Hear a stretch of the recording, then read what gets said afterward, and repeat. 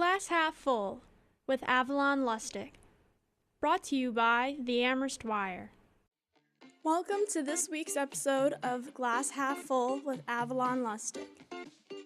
On this week's episode, we will be talking about the minimalist lifestyle. Minimalism is all about the saying, less is more. To live a minimalist lifestyle, there are certain rules that you have to abide by.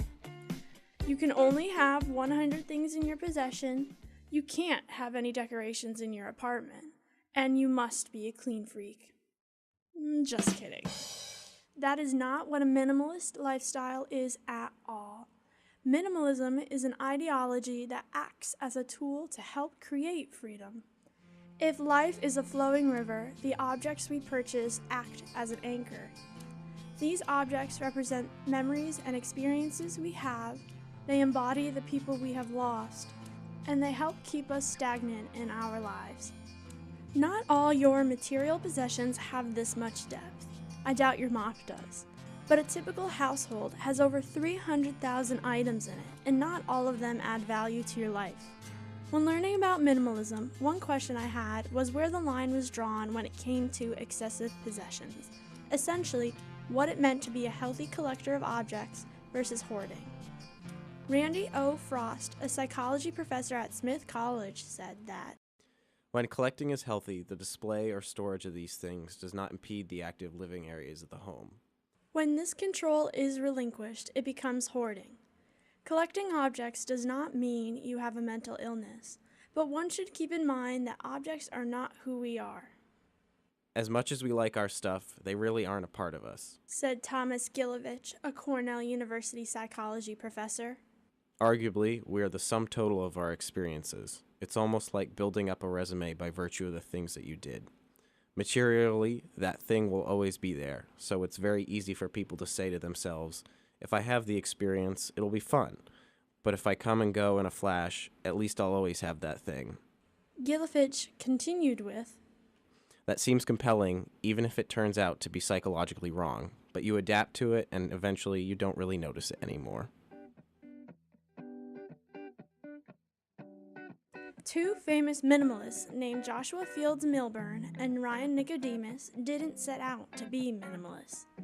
After the death of Milburn's mother, he realized the difference between the value of an object and the value of a memory. As Milburn cleaned out his mother's things, he realized that just because you get rid of an object once held dear, the value of the memory does not dissipate. If you are inspired to embrace the minimalist lifestyle, there are ways to smooth the transition. One thing you can do is practice the mantra, does this add value to my life?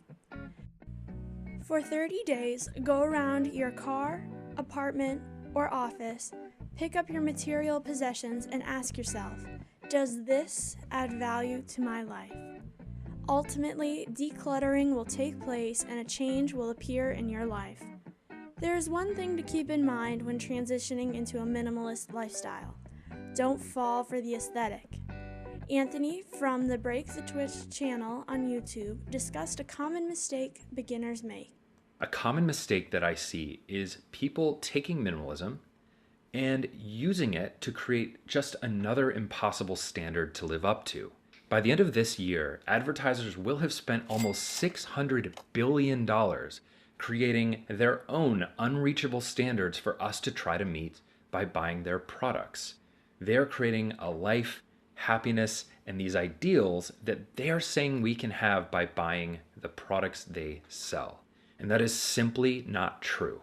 There are no rules when it comes to minimalism. Be wary of the advertisers telling you what minimalism should be, and decide for yourself the standard that you want to uphold. You don't have to purchase a new, more minimalist bedspread. You don't have to purchase a more minimalist table. Maybe that'll be a good option for you down the road, but you don't have to do that to embrace the freedom that choosing to consume less and own less can give you. The minimalist lifestyle is a more simple way of living. It is all about quality over quantity. Your most prized possessions become your memories, and by decluttering your apartment, you declutter your life.